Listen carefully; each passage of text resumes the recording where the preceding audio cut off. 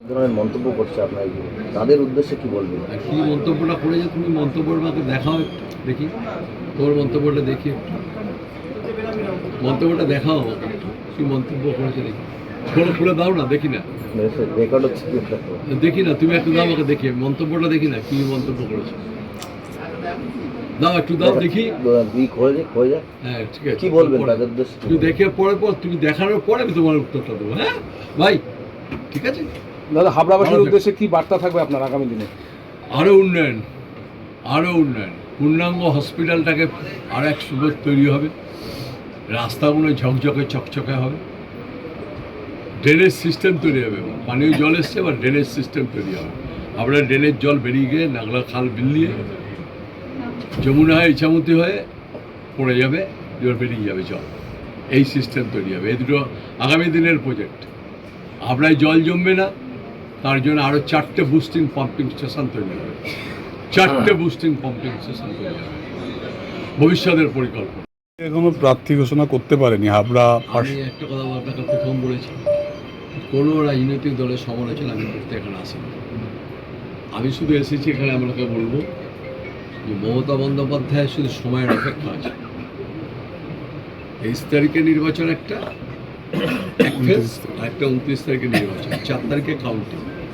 শুধু সময়ের অপেক্ষা, মমতা বন্দ্যোপাধ্যায় কবে মুখ্যমন্ত্রী শপথ নেবেন, এটাই সময়ের অপেক্ষা। মোট আসন কত হতে পারে? মোট আসন কত হতে পারে এবার? কী করে বলবো আমি তো জ্যোতিষী নাকি? আমি বলে দেবো আমাকে যে এত আসন পাবো।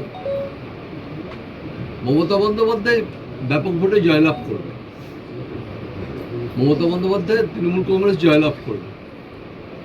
এই যে অভিষেক বন্দ্যোপাধ্যায়, মমতা বন্দ্যোপাধ্যায় পরিশ্রমের এটা ফসল হবে, ফসল, যে ফসল আমরা ঘরে তুলব। আর আমরা 5 বছর ধরে, আমরা তো 5 বছর ধরে কাজ করি, কারোর মতো আমরা উড়ে এসে বসি না। আমাদের প্রতিনিয়ত পাবেন রাস্তায়, আমাদের কাছে লোকে সার্টিফিকেটও পায়, যার যেমন সার্টিফিকেট তাকে তার দিয়ে দিই। আমরা লোকের ক্যারেক্টারই দেখি না, যে সে লোকটা সিপিএম না কংগ্রেস না বিজেপি না আরএসপি না ফরওয়ার্ড ব্লক, দিয়ে দিই তাকে সার্টিফিকেট, যা তোর নিজের কাজ কর। দাদা, প্রচারে গিয়ে হাবড়ার ছেলেরা আমাকে পরিশ্রম করে গত 15 বছরে আমাকে, আমার পিছনে যা ওরা 15 বছর ধরে জিতিয়েছে, আমাকে অক্লান্ত করেছে। সমস্ত কর্মীদের কিন্তু এটা যে ফসলটা কর্মীরাই করেছে, তুলেছে। এই যে হাবড়ায় এসআইআর নিয়ে গত 4 মাস 5 মাস ধরে ঠিক পরিশ্রম করেছি। কেউ রোদ মানেনি, বৃষ্টি মানেনি, জল মানেনি, অসুস্থ সেও এসে দাঁড়িয়ে গেছে। আমি বলছি তোরা বাড়ি চলিয়া একদল গ্রুপকে থাক, 4টে ভাগে ভাগ কর, সকালে একদল গ্রুপ কর, দুপুরে একটা কর, বিকালে কর, সন্ধ্যে কর, কিন্তু সকালবেলায় যে এসছে সে সন্ধ্যাবেলা পর্যন্ত চলছে।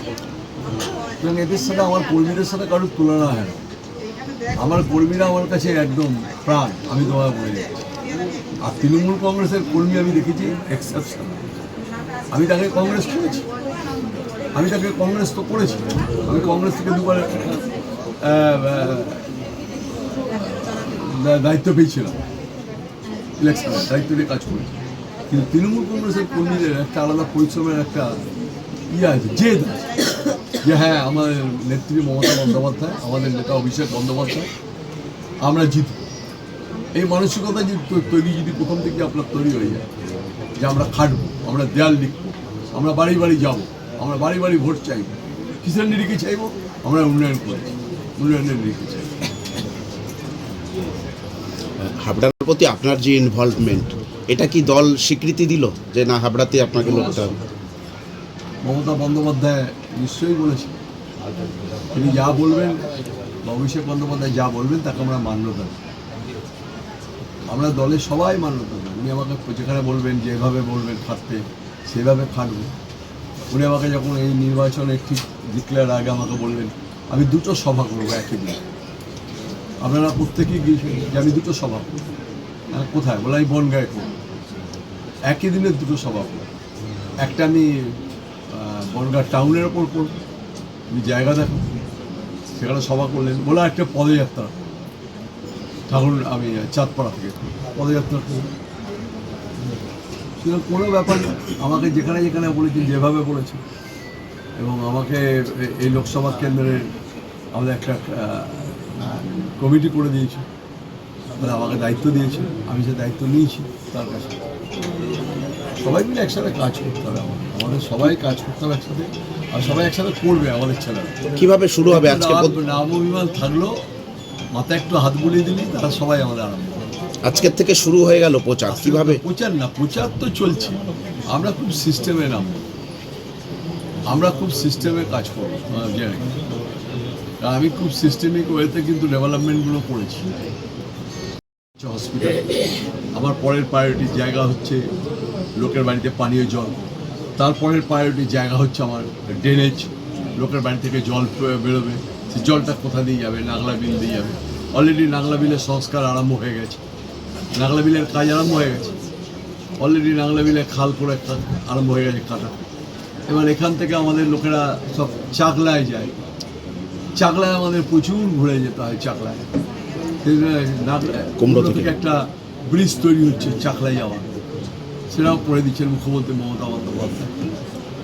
আমাদের এখন রাস্তাগুলো আমরা আর পিছিয়ে যাচ্ছি না, আমরা যাচ্ছি এখন কংক্রিট রোডে যাচ্ছি আর পেভার ব্লকে যাচ্ছি, রাস্তাগুলো করছি।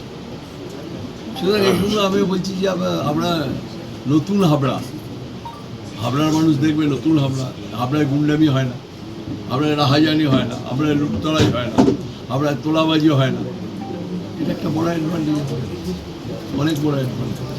এখনো বিরোধীরা এখনো কোনো নাম ঘোষণা করেনি, প্রার্থী ঘোষণা করেনি, সেক্ষেত্রে আপনি কি না, আমি বলবো যে তারা নাম ঘোষণা করুক, লড়াই করুক।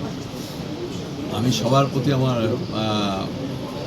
কর্মীদের প্রতি আমার আশা আছে যে কর্মীরা যে নাম ঘোষণাই করুক, যেই হোক, আমার কর্মীরা রাজনৈতিক লড়াই বুঝে নেব, রাজনৈতিক লড়াই, কোনো জায়গায় অশান্তি যেন না হয়, গণ্ডগোল না হয়, রাজনৈতিক লড়াই হয়।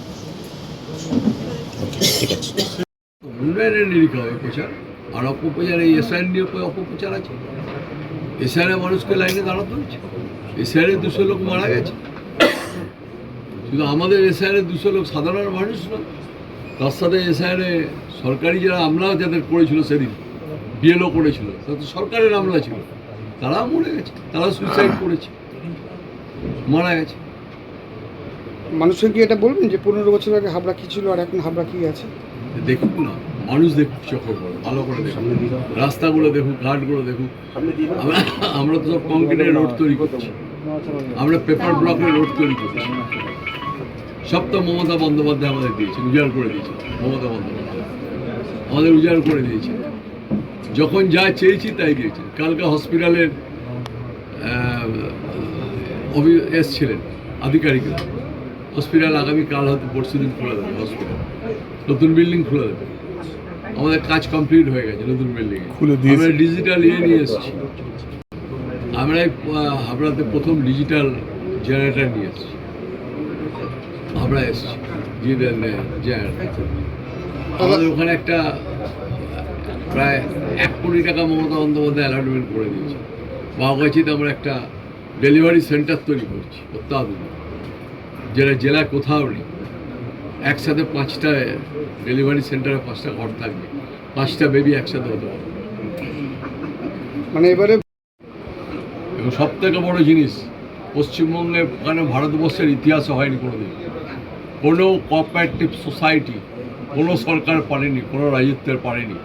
বাংলার মুখ্যমন্ত্রী মমতা বন্দ্যোপাধ্যায় বামফ্রন্টের আমলে তৈরি কোঅপারেটিভ, যে কোঅপারেটিভের টাকা ওরা তছনছ করে দিয়েছিল, সেই টাকা ফেরত দেওয়া হচ্ছে।